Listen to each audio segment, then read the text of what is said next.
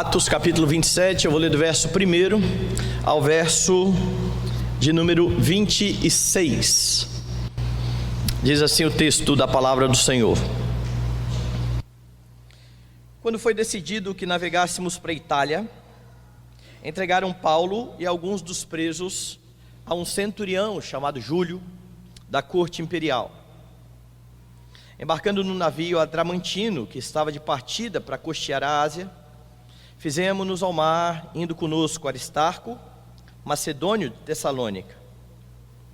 No dia seguinte chegamos a Sidom, e Júlio, tratando Paulo com humanidade, permitiu-lhe ir ver os amigos e obter assistência. Partindo dali, navegamos sob a proteção de Chipre, por serem contrários os ventos. E tendo atravessado o mar ao longo da Cilícia e Panfilha, chegamos a Mirra, na Lícia. Achando ali o centurião, um navio de Alexandria, que estava de partida para a Itália, nele nos fez embarcar. Navegando vagarosamente muitos dias, e tendo chegado com dificuldade de fronte a Cnido, não nos sendo permitido prosseguir, por causa do vento contrário, navegamos sob a proteção de Creta, na altura de Salmona. Costeando-a, penosamente chegamos a um lugar chamado Bons Portos, perto do qual estava a cidade de Lazéia. Depois de muito tempo, tendo se tornado a navegação perigosa, e já passado o tempo do dia de jejum, admoestava-os Paulo, dizendo-lhes: Senhores, vejo que a viagem vai ser trabalhosa, com dano e muito prejuízo, não só de carga e do navio, mas também da nossa vida. Mas o centurião dava mais crédito ao piloto e ao mestre do navio, que é o que Paulo dizia. Não sendo o porto próprio para invernar, a maioria deles era de opinião que partissem dali, para ver se podiam chegar a Fenície, e aí passar o inverno, visto ser um porto de Creta, o qual olhava para o nordeste e para o sudeste. Soprando brandamente o vento sul, e pensando eles ter alcançado o que desejavam, levantaram âncora e foram costeando mais de perto a ilha de Creta. Entretanto, não muito depois, desencadeou-se do lado da ilha um tufão de vento, chamado Euroaquilão, e sendo o navio arrastado com violência, sem poder resistir ao vento, cessamos a manobra e nos fomos deixando levar. Passando sob a proteção de uma ilhota chamada Cauda, a custo conseguimos recolher o bote. E levantando este, usaram de todos os meios para cingir o navio, e temendo que dessem na Sirte, arriaram os aparelhos e foram ao léu. Açoitados severamente pela tormenta, no dia seguinte já aliviavam o navio.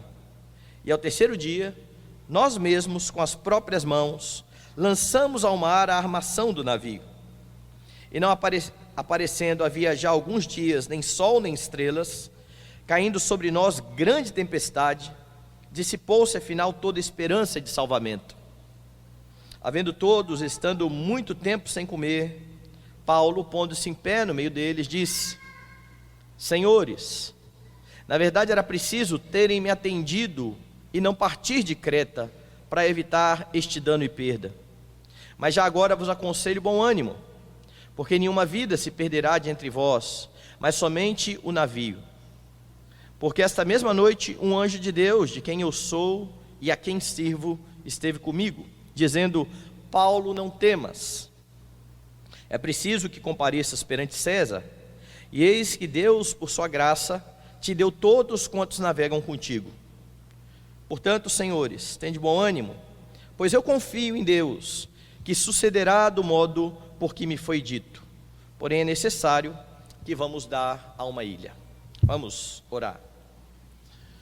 Bendito Deus, eterno Pai, teu povo está congregado diante do Senhor, a fim de exaltar a tua majestade, mas principalmente a fim de ouvir a instrução da tua palavra. Que neste momento, ó Deus Santo, a palavra que foi lida seja pregada com fidelidade, e que o teu Espírito nos leve, ó Deus Santo, ao entendimento da verdade, aplicando ao nosso coração aquilo que o Senhor tem revelado em sua palavra, para o louvor da tua glória, para a nossa vida e para a nossa piedade. Fala ao nosso coração, em nome de Jesus. Amém.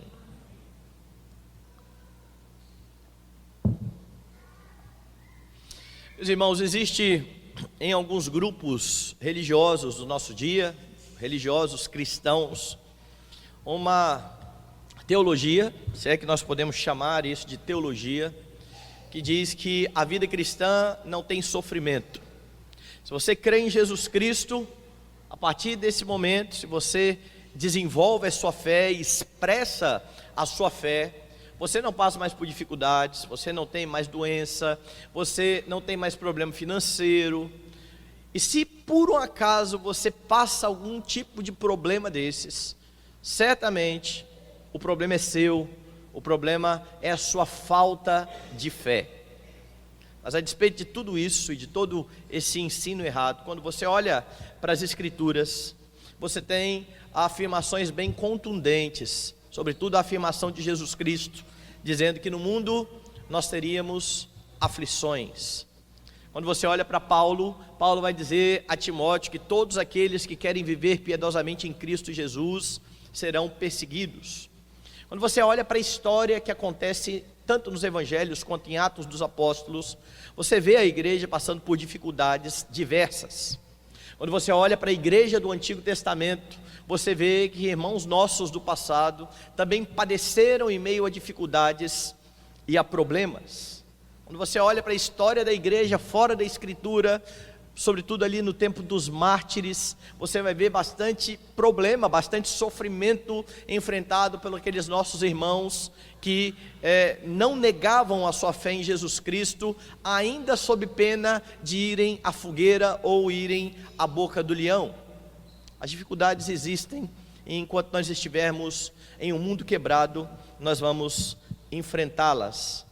Nós enfrentamos dificuldades porque nós tomamos decisões erradas, nós enfrentamos dificuldades porque outras pessoas tomam decisões que nos afetam, nós enfrentamos dificuldades porque vivemos num mundo quebrado, num mundo que está em oposição a Deus, num mundo onde de fato há tribulações. E quando você olha para a vida de Paulo, você percebe exatamente isso, um homem que está aqui em meio a dificuldades. Nós temos acompanhado aqui a história do julgamento do apóstolo Paulo, e por essa história você pode perceber na vida de Paulo o enfrentamento de dificuldades. Paulo havia testemunhado diante de Agripa, nós vimos isso no capítulo anterior, e ele falou de tal forma que o rei se convenceu de que Paulo não era culpado daquilo que os judeus os estavam acusando. Os judeus diziam que Paulo falava contra o templo, falava contra a lei, falava contra os costumes dos judeus. E quando Paulo então expõe a Agripa, que era um conhecedor dos costumes judeus, Paulo deixa bem claro que a sua fé, a sua crença, estava enraizada, alicerçada naquilo que o Antigo Testamento, o livro dos judeus, dizia. É por isso que Agripa então olha para toda essa situação e entende que não há em Paulo crime algum, chegando a dizer ao governador Festo que aquele homem era inocente e que se ele não tivesse apelado a César, ele poderia muito bem ser solto.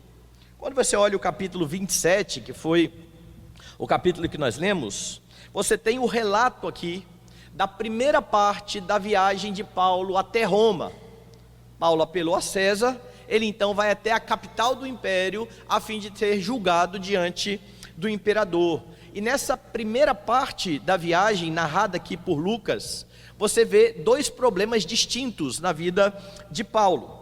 O primeiro deles é o próprio fato de Paulo estar indo ser julgado sem ter cometido crime algum. Paulo então está em meio a uma dificuldade que não foi causada por ele. Os seus inimigos o acusaram diante do governador e ele agora enfrenta um problema na sua vida por conta de outras pessoas. O segundo problema distinto desse é o fato de eles enfrentarem durante essa primeira parte da viagem condições climáticas totalmente adversas. O tempo fica ruim, O barco está em meio a tempestades e ali tem muita gente com medo. Possivelmente pessoas apavoradas por conta daquilo que estava acontecendo. E você pode então olhar para esse texto e aprender como proceder diante das dificuldades. Você vai enfrentar dificuldades. Paulo enfrentou dificuldades. Como é que nós procedemos diante das dificuldades? Do verso 1 ao verso 3, você vai ver que Paulo contou com a ajuda de bons amigos. Veja aí o texto. Quando foi decidido que navegássemos para a Itália, entregaram Paulo e alguns presos a um centurião chamado Júlio, da corte imperial. Embarcando no navio Adramantino, que estava de partida para costear a Ásia, fizemo-nos ao mar, indo conosco Aristarco, macedônio de Tessalônica. No dia seguinte chegamos a Sidom, e Júlio, tratando Paulo com humanidade, permitiu-lhe ver os amigos e obter assistência. Uma das bênçãos concedidas pelo Senhor a nós, uma das bênçãos concedidas do Senhor a Paulo, são bons amigos. E você percebe isso desde o início da conversão de Paulo. Lembra que Paulo é o perseguidor da igreja. Paulo é aquele que está levando cristãos a serem encarcerados. Paulo é aquele diante de quem um cristão foi morto, e agora este homem se converte, tendo toda a comunidade cristã ressabiada com ele. O próprio Ananias, quando Deus mandou ir até Paulo, dizendo: olha, tem um homem lá chamado Saulo, vai dizer para Deus: mas Senhor, esse homem mata crente, esse homem é perigoso, como é que o Senhor me manda ir até Paulo? E então Deus vai dizer a Ananias que aquele era para Deus um instrumento precioso, e que ele aprenderia o que importava sofrer pelo nome de Cristo.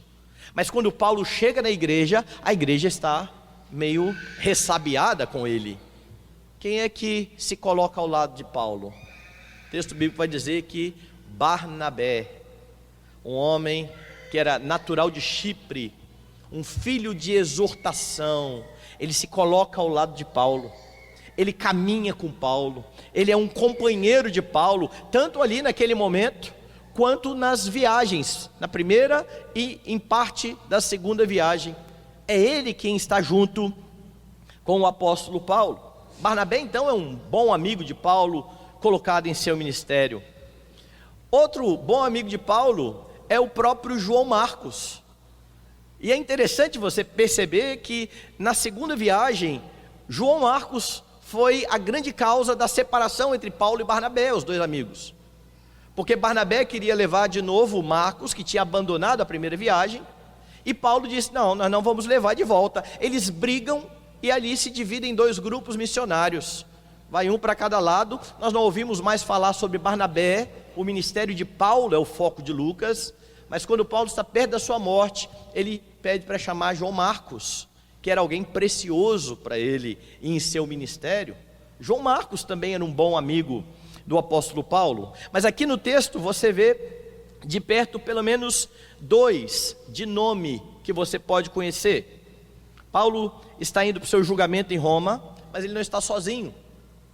O narrador do livro é o evangelista Lucas, e Lucas usa aqui um pronome na primeira pessoa do plural. O tempo todo ele está falando sobre nós.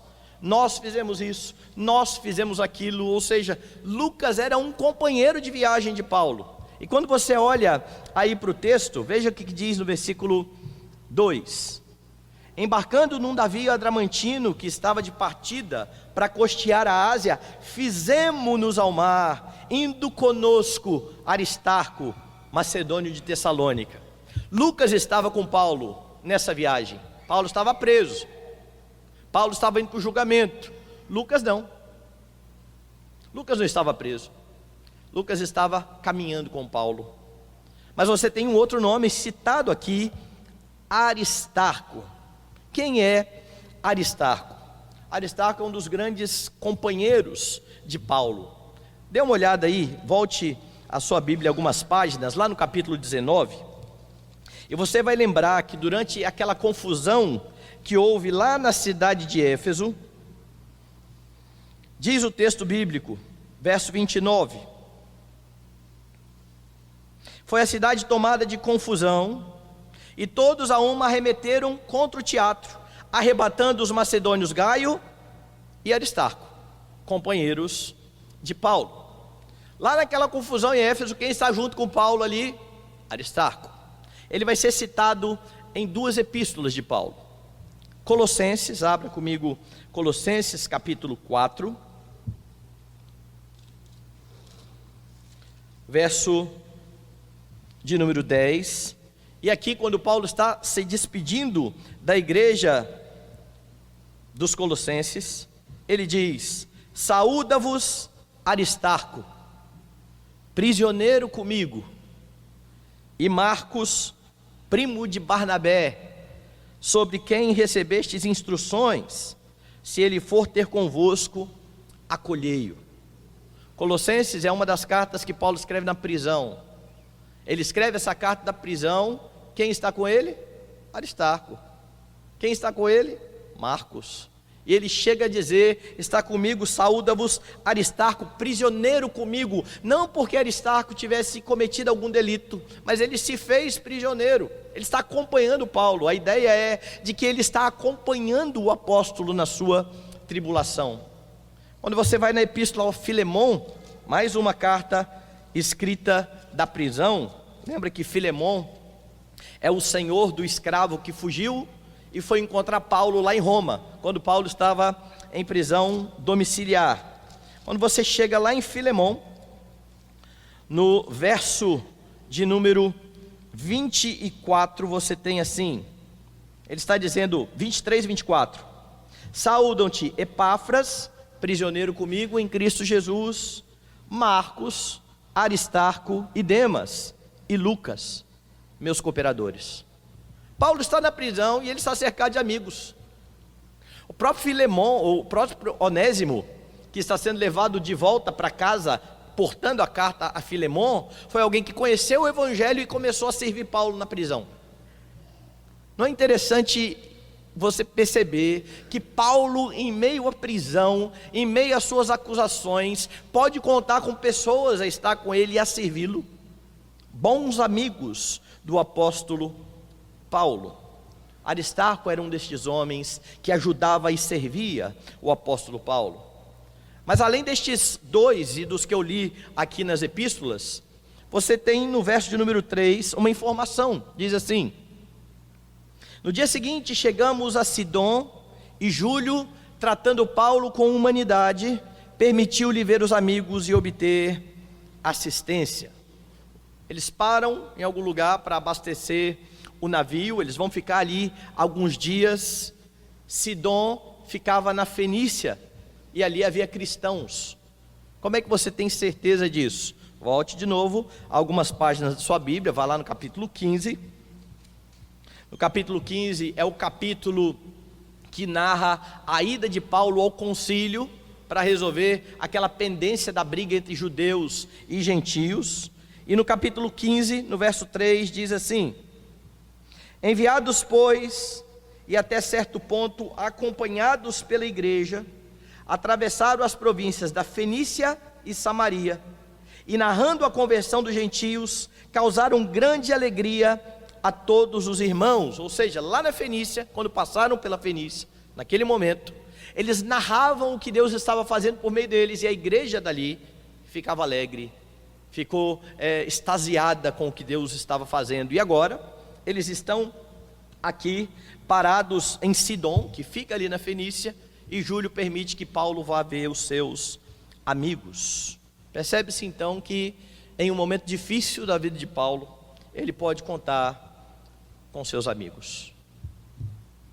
Provérbios capítulo 17, versículo 17, na versão NVI, diz assim: o amigo ama em todos os momentos, é um irmão na adversidade. Na nossa versão, em todo tempo ama o amigo, e na angústia se faz o irmão. Eu gosto mais da citação da NVI. O amigo ama em todos os momentos, é um irmão na adversidade. Deus nos deu a bênção, meus irmãos, de congregar com pessoas que são nossos irmãos em Cristo. Pessoas que foram remidas pelo mesmo sangue, o sangue de Jesus Cristo, e que foram adotadas para ser parte da família da fé. E nós fomos colocados nesse corpo a fim de servir uns aos outros, a fim de sustentar a vida uns dos outros. E a Bíblia ensina bastante a respeito da importância de bons amigos. Agora, bons amigos precisam ser, antes de tudo, irmãos na fé. Até porque nós tomamos conselhos com amigos. E o salmista diz que é bem-aventurado aquele que não anda em conselho de ímpios, aquele que não se detém em caminho de pecadores, aquele que não se assenta com escarnecedores. Os nossos melhores amigos precisam ser pessoas que amam o mesmo Senhor que nós amamos, porque na hora da tribulação, são eles que vão nos amparar, são eles a quem nós vamos recorrer. Nós não recorremos a pessoas que não conhecem a Cristo, nós não recorremos em meio à tribulação a pessoas que não têm ideia, por exemplo, de que Deus é soberano e de que todas as coisas estão debaixo do controle de Deus. Pessoas que não creem em Cristo não têm como nos instruir e nos confortar por meio das Escrituras, porque elas não conhecem as Escrituras. Com isso eu não estou dizendo que nós não podemos ter amigos de fora da igreja, eu preciso frisar isso toda vez que eu falo isso. O que eu estou dizendo é que os nossos melhores amigos, aqueles que estão próximos de nós, aqueles com quem nós devemos criar laços mais próximos, precisam ser irmãos na fé. Precisam ser pessoas que creem no nosso Deus. E se você tem amigos assim, você pode obter auxílio. E auxílio aqui, tanto material quanto espiritual. Certamente Paulo obteve aqui a assistência daquilo que faltava a ele, porque a ideia do texto aqui é que Júlio permitiu Paulo ir ver os amigos para que eles provessem as suas necessidades. Paulo está preso, está indo para a viagem, e estes homens estão provendo para a necessidade de Paulo tudo aquilo que ele precisava. O texto não diz, mas é uma inferência que não é injusta e não é indevida. Pensar que Paulo está com estes homens e que também obtém assistência espiritual e que ora com esses homens. Você lembra que Paulo, quando encontra aqueles que são seus irmãos e amigos, ele faz questão de orar com seus amigos. Quando ele se despede dos presbíteros de Éfeso, ele se ajunta com aqueles homens e ele ora com aqueles homens, ora pelo ministério daqueles homens. Mas você não vê isso somente em Paulo, você vê isso no próprio Senhor Jesus Cristo. Quando Jesus está indo para o seu momento mais terrível, o momento em que ele vai se dar na cruz do Calvário e receber sobre si a ira do seu Pai, o texto bíblico diz que ele pega os seus 3 discípulos mais íntimos, Pedro, Tiago e João, e ele vai conversar com estes homens. E diante daqueles homens ele vai dizer: fiquem aqui, vigiem comigo, e diz: a minha alma está profundamente triste até a morte. Orem comigo, vamos orar. Jesus estava junto dos seus amigos, e você sabe que eles são amigos, porque lá em João, no capítulo 15, foi assim que Jesus se dirigiu a eles: vós sois meus amigos se fazeis o que vos mando. Já não vos chamo servos, porque o servo não sabe o que faz o seu senhor, mas tenho-vos chamado amigos, porque tudo o que eu recebi do meu Pai, eu vos tenho dado a conhecer. Ninguém tem maior amor do que esse, de dar alguém a própria vida em favor dos seus amigos. E agora este que vai dar a vida em favor dos seus amigos, chame seus amigos para orar, está junto com eles no momento de tribulação. Nas suas adversidades você precisa contar com amigos sadios na fé, que podem ajudar você em oração, que podem, se possível, ajudar em necessidades também específicas.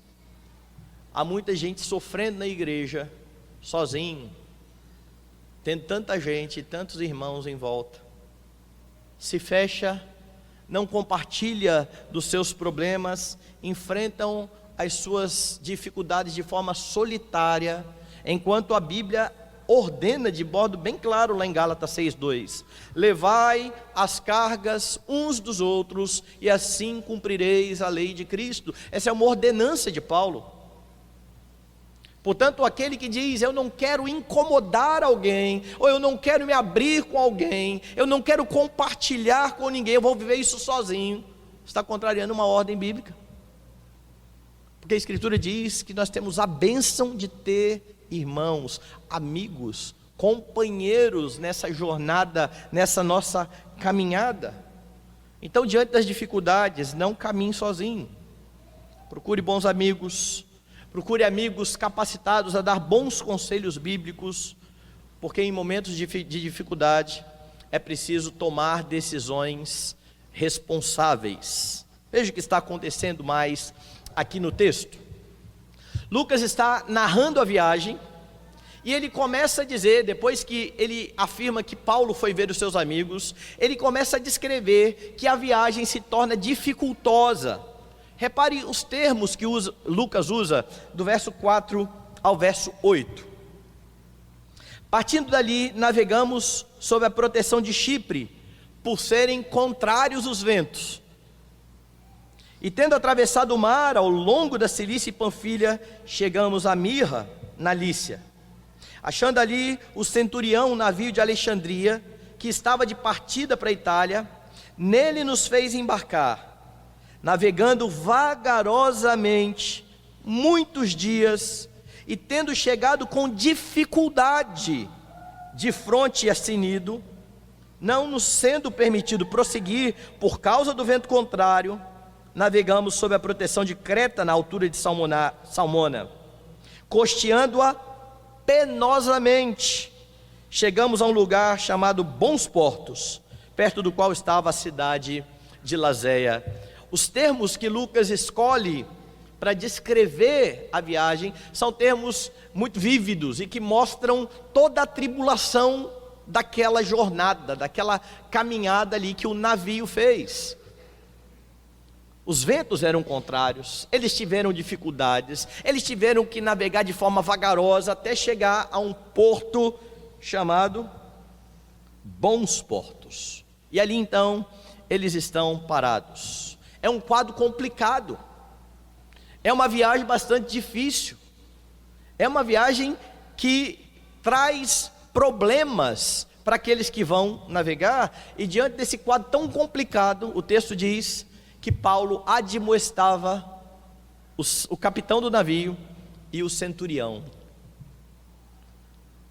Parece aqui que Paulo era respeitado, primeiro por ser um cidadão romano, por isso ele estava sendo tratado com humanidade pelo centurião, e agora ele está sendo ouvido pelo centurião. Veja o que vai dizer o texto a partir do verso 9. Depois de muito tempo, tendo se tornado a navegação perigosa, de novo Lucas está apontando para os problemas da viagem, e já passado o tempo do dia de jejum, admoestava-os Paulo, dizendo-lhes: senhores, vejo que a viagem vai ser trabalhosa, com dano e muito prejuízo, não só de carga e do navio, mas também da nossa vida. O centurião está ouvindo Paulo. Paulo não é um marinheiro, mas Paulo tem experiência em navegação. Paulo está o tempo todo nas suas viagens missionárias dentro de navio. Ele já aprendeu a perceber o tempo, ele sabe o que ele está falando, e ele então está admoestando. A menção aqui ao tempo do jejum, que diz lá no versículo de número 9, e já passado o tempo do jejum, é uma indicação aqui de Lucas da data em que isso ocorreu. O tempo do jejum era provavelmente o fim de setembro ou o início de outubro. E por que isso é importante para você entender? Porque nesse tempo, ou depois desse tempo, a navegação era complicada. Estudiosos que pensam nesse tempo entendem que a partir desse tempo ficava muito complicado por causa de ventos contrários e de tudo isso. É por isso então que Lucas está citando aqui o tempo do jejum. Ele está dizendo, olha, estava muito ruim, as condições estavam muito ruins, e Paulo então está admoestando estes homens a não irem, conforme a sua experiência. E o tempo verbal aqui, usado por Paulo, lá na língua grega, indica que não foi uma conversa de Paulo. Não foi uma vez que Paulo chegou lá e disse assim, olha, está difícil de navegar. Não, Paulo estava continuamente alertando sobre isso. E o que Paulo alertava? Está no verso 10. Veja que a viagem vai ser trabalhosa, com dano e muito prejuízo. Você tem um quadro então de uma viagem difícil e você precisa tomar uma decisão. Paulo está ali aconselhando. Paulo está dizendo, olha, pelo jeito não vamos ter prejuízo. Paulo não tem uma revelação de Deus nesse momento. Paulo está tomando uma decisão baseada no bom senso. O que é interessante, porque às vezes a gente esquece que Deus nos deu bom senso para tomar decisões, para você perceber. E tem gente que, ao tomar decisão, em vez de usar o bom senso, fica pedindo, Deus, me mostra o versículo bíblico aqui. Não vai ter, meu amigo, use o seu bom senso, use o senso comum. Você está vendo o que está acontecendo? Perceba, tome a decisão. Ele não tem uma revelação de Deus aqui, mas ele então está instruindo, olha, vai ser muito difícil, mas há um problema, Paulo é um preso. Não é ele o comandante do navio, não cabe a ele a tomada de decisões. E o que o texto vai dizer a partir do verso de número 11, veja lá. Mas o centurião dava mais crédito ao piloto e ao mestre do navio do que ao que Paulo dizia.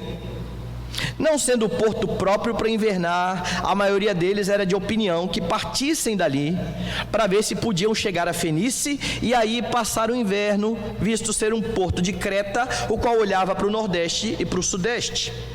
Soprando brandamente o vento sul, e pensando eles ter alcançado o que desejavam, levantaram âncora e foram costeando mais de perto a ilha de Creta. Paulo admoesta e diz, olha, vai ser difícil. Eles olham, dá uma estiadinha, vamos embora. E a gente conhece esse tipo de decisão, não conhece? Nós vivemos dias aqui terríveis em Vitória e aqui na nossa região com chuva. Chuva, alaga, daí a pouco abre um solzinho, dá para ir, você sai, chuva. Não era hora de sair, era hora de acalmar, mas às vezes a gente precisa fazer alguma coisa, é o momento. Parece que é isso que acontece aqui. Eles veem um pouquinho de calmaria, é agora a hora. Só que quando eles começam a navegar, o resultado foi enfrentar mais tempo ruim. Veja o versículo 14 a 17. Entretanto, não muito depois, desencadeou-se do lado da ilha um tufão de vento, chamado Euroaquilão, e sendo o navio arrastado com violência, sem poder resistir ao vento, cessamos a manobra e nos fomos deixando levar. Eles desistiram ali de ir contra o vento e soltaram o navio, para que o navio fosse ao léu. E diz então o texto: passando sob a proteção de uma ilhota chamada cauda, a custo conseguimos recolher o bote, e levantando este, usaram de todos os meios para cingir o navio, e temendo que dessem de Sirte, arriaram os aparelhos e foram ao léu. Eles tomam uma decisão que não é sábia. Não seria sábio viajar naquele tempo, ou velejar naquele tempo, mas eles vão. Eles enfrentam dificuldades. Agora Lucas começa a usar termos para mostrar que de fato o tempo estava muito ruim, o barco está sendo assolado por ondas, eles estão aflitos. Veja o que diz o texto, verso 18 e 19: açoitados severamente pela tormenta, no dia seguinte já aliviavam o navio, começaram a jogar carga para fora do navio, a fim de que o navio ficasse mais leve. Nós não vamos conseguir velejar, vamos jogar fora a carga. Melhor perder carga do que perder gente. E ao terceiro dia, nós mesmos, com as próprias mãos, lançamos ao mar a armação do navio. Eles começam a abrir mão dos seus bens, daquilo que tinha dentro do seu navio, para aliviar o navio. Mas estes homens chegam um momento em que eles estão totalmente sem esperança. É isso que diz o texto. Veja o verso 20. E não aparecendo havia já alguns dias nem sol, nem estrelas. Imagine, o navio está em meio à tempestade, você olha para o céu e não tem sol, você só vê tempestade. Você olha à noite, você não tem estrela, você só tem tempestade. E alguns dias, diz Lucas, isso está acontecendo, caindo sobre nós grande tempestade, dissipou-se afinal toda esperança de salvamento. Nós vamos morrer, não tem jeito. As coisas ficaram muito complicadas. Em meio à tempestade, eles estão sem esperança. A falta de sabedoria ao tomar uma decisão os havia feito tomar uma decisão ruim. E Paulo está sofrendo por causa da decisão de outros. Não foi ele que decidiu, ele está no barco, mas a decisão não foi dele. Ele até tinha informações, instruções, ele até admoestava, mas por causa da decisão de outros, Paulo está em dificuldades. Mas não só Paulo, aqueles homens, toda a tripulação está sem esperança. E por vezes o seu sofrimento virá por conta de decisões de outros. Nós sofremos por conta de decisão de governantes. Governantes tomam uma decisão ruim, o povo padece.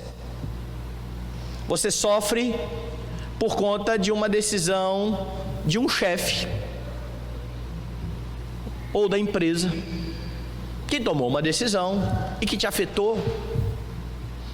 Você sofre quando você está debaixo da autoridade de alguém na família e o chefe da família toma uma decisão que reflete na toda a família. E sempre que você estiver em uma posição de autoridade, você precisa tomar muito cuidado, porque todas as suas decisões refletem na vida de outras pessoas. É por isso que nós precisamos tomar decisões sábias.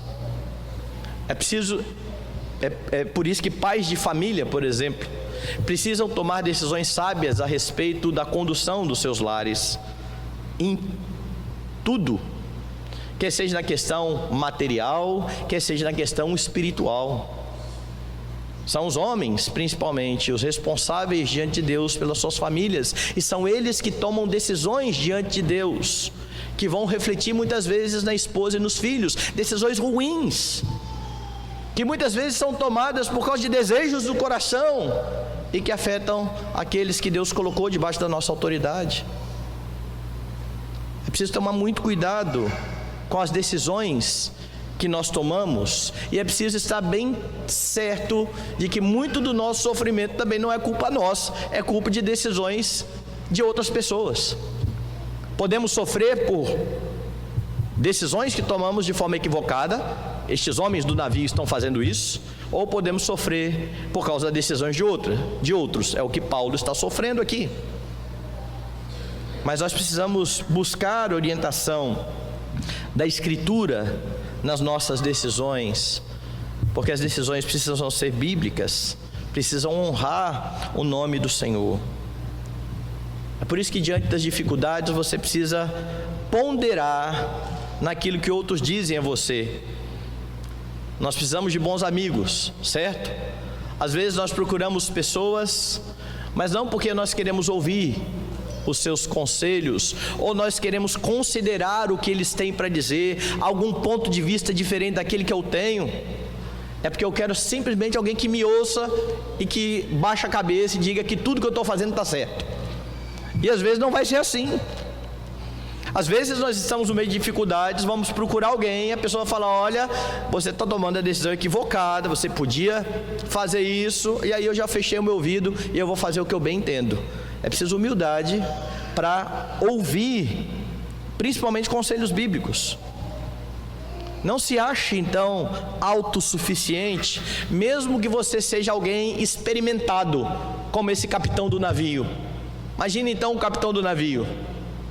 Tem um preso ali dizendo que não é para navegar, e o capitão está dizendo: rapaz, eu sou o capitão. Ele não para considerar nada.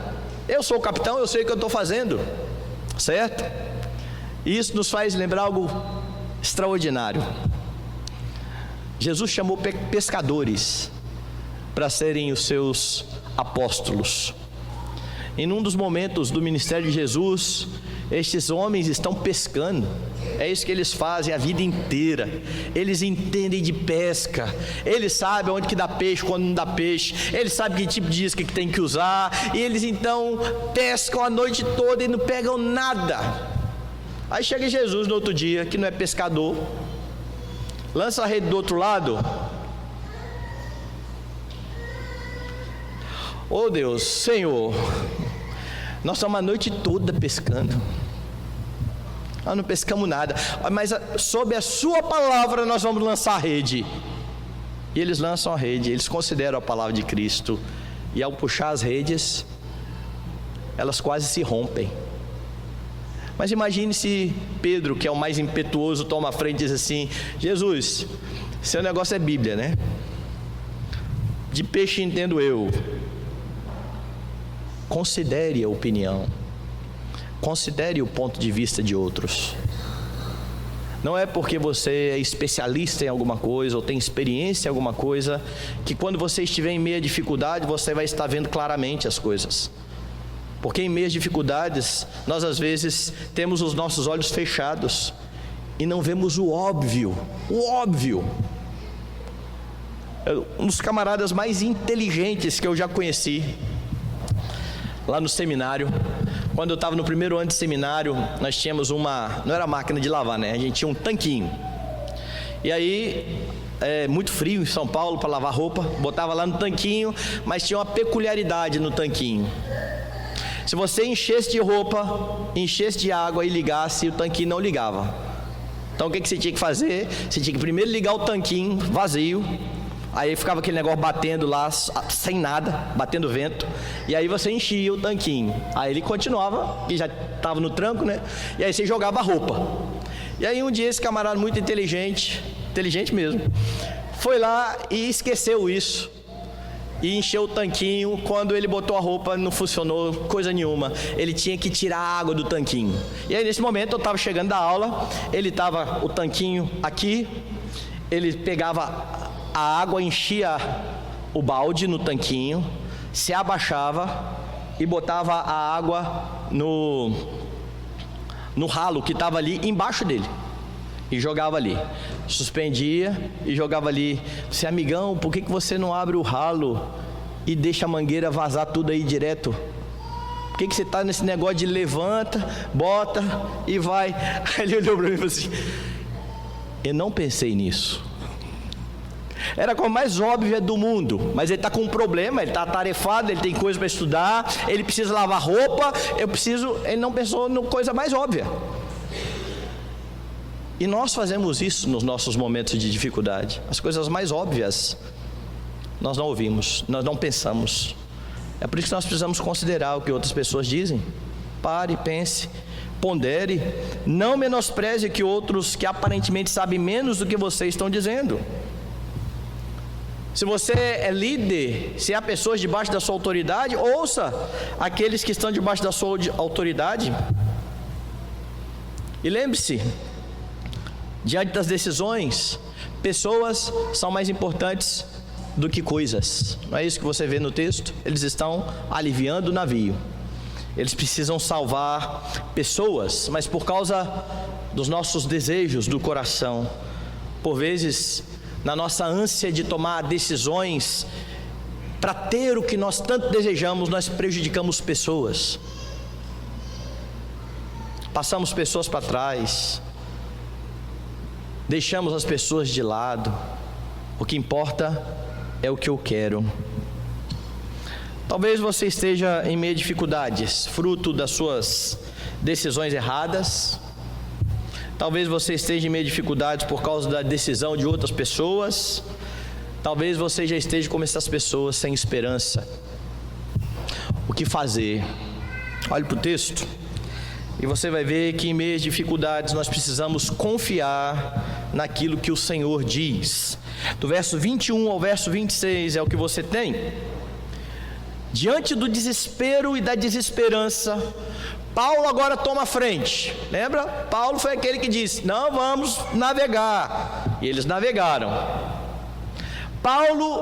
A primeira coisa que Paulo faz é relembrar aqueles homens a sua decisão ruim. Veja o verso 21. Havendo todos estado muito tempo sem comer, Paulo, pondo-se em pé no meio deles, disse: senhores, na verdade era preciso terem me atendido e não partir de Creta, para evitar este dano e perda. Olha, nós estamos nessa condição aqui, a culpa é de vocês. Vocês estão nesse desespero, a decisão foi de vocês. Paulo não é aquele que está simplesmente aliviando aqui as coisas. Ele está chamando essas pessoas à responsabilidade. Vocês precisavam ter me ouvido, mas ele não faz só isso. Ele não é aquele que faz igual aquele personagem do desenho animado que dizia: eu te disse. Não é isso. Paulo fala, relembra a decisão errada, mas traz boas notícias. Paulo traz esperança. Ele não é somente aquele que olha para o erro, acusa, mas é alguém que está disposto a ajudar na aflição. E como é que ele faz isso? Ele convoca aqueles homens, ele convoca os tripulantes a confiar naquilo que Deus tinha revelado. Veja o verso 22. Mas já agora vos aconselho bom ânimo, porque nenhuma vida se perderá de entre vós, mas somente o navio. Quando Paulo tomou a sua primeira decisão, que fez com que ele aconselhasse o capitão do navio, aquilo foi só bom senso. Ele olhou para o tempo e disse: não vai dar. E falou. Agora Paulo tem uma revelação direta de Deus. Agora Deus se apresenta e diz a Paulo: ninguém vai morrer. Paulo achava que ia lá atrás: não vamos nessa porque vai morrer gente. E agora Deus diz: ninguém vai morrer. E Paulo chama aqueles homens e diz: confiem no que Deus está dizendo. Confiem no que Deus está revelando. Mais uma vez, milagrosamente, Paulo ouve a voz de Deus por meio de um anjo agora. E Paulo não quer simplesmente resolver o problema. Paulo quer engrandecer a Deus. Paulo quer enaltecer a bondade do Senhor. Veja os versos 23 e 24. Porque esta mesma noite um anjo de Deus, de quem eu sou e a quem eu sirvo, esteve comigo dizendo: Paulo, não temas, é preciso que compareças perante César, e eis que Deus, por sua graça, te deu todos quantos navegam contigo. Veja o que Paulo está dizendo àqueles homens: o Deus a quem eu sirvo. Paulo é uma testemunha de Jesus Cristo. Paulo não perde a oportunidade de chamar a atenção daqueles homens para que eles olhem para Jesus Cristo, o mesmo Jesus que lhe apareceu lá na cadeia dizendo: coragem, importa que você compareça em Roma. O anjo está falando a mesma coisa que Cristo falou para Paulo na cadeia: você vai testemunhar em Roma. Paulo, você não vai morrer, tenha bom ânimo. E ele então diz: vocês não merecem, mas pela graça, Deus disse que ninguém vai morrer. Pela graça. O que Paulo está fazendo é apontando para a bondade do seu Deus. Eu vou chegar a Roma, eu preciso chegar lá, e vocês que estão comigo serão livres por causa da minha presença aqui entre vocês. Paulo está chamando a atenção daqueles homens para que eles considerem a Deus. E depois que Paulo fala o que Deus havia revelado, ele apela àqueles homens que tenham bom ânimo. Veja lá no verso 25: portanto, senhores, tende bom ânimo, pois eu confio em Deus, que sucederá do modo por que me foi dito. Porém é necessário que vamos dar a uma ilha. Paulo está dizendo: eu creio nisso, vocês deviam crer também. E se vocês crerem, vocês terão um ânimo renovado. Se vocês confiarem no Deus que eu sirvo, se vocês confiarem no Deus que me revelou que nenhuma vida será perdida, não porque vocês merecem, mas porque Ele é gracioso, vocês terão bom ânimo, vocês terão esperança. Em meio às dificuldades, você precisa confiar naquilo que Deus diz.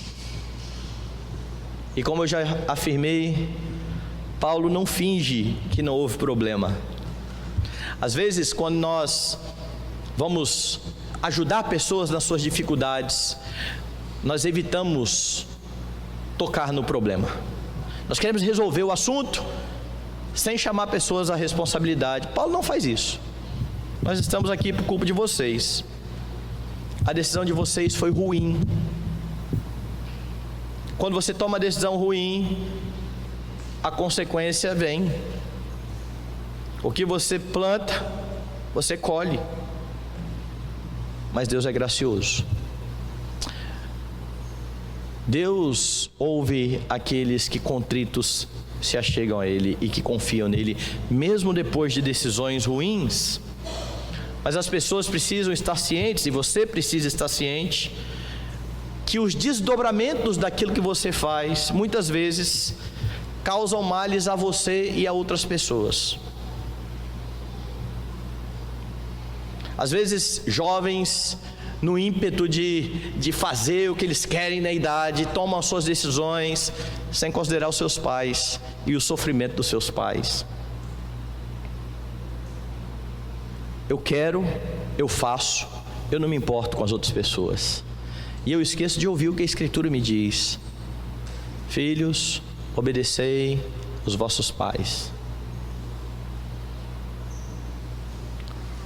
A não ser que o seu pai mande você pecar, você precisa obedecê-lo em tudo.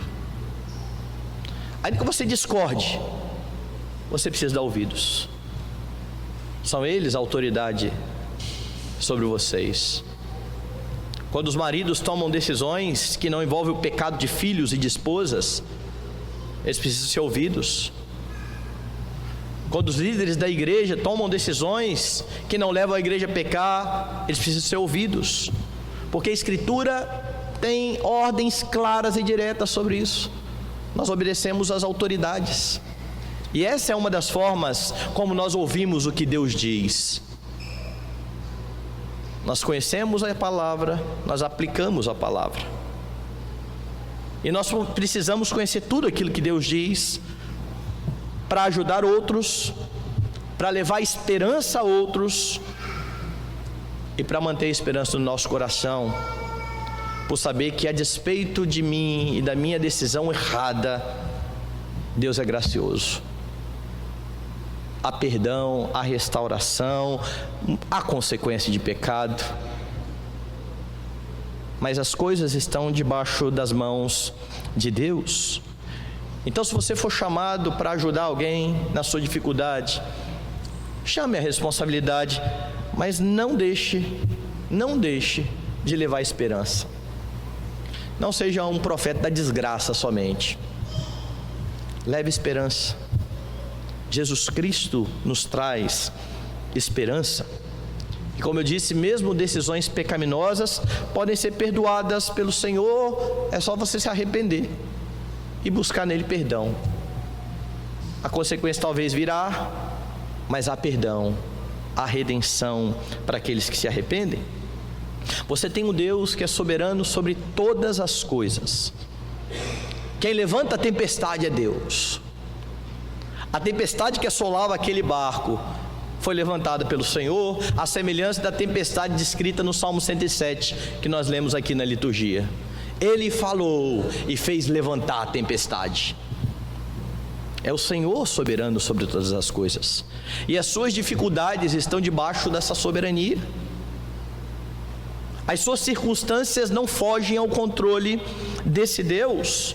Até mesmo as suas dificuldades, fruto de decisões pecaminosas e irresponsáveis, estão debaixo do controle de Deus.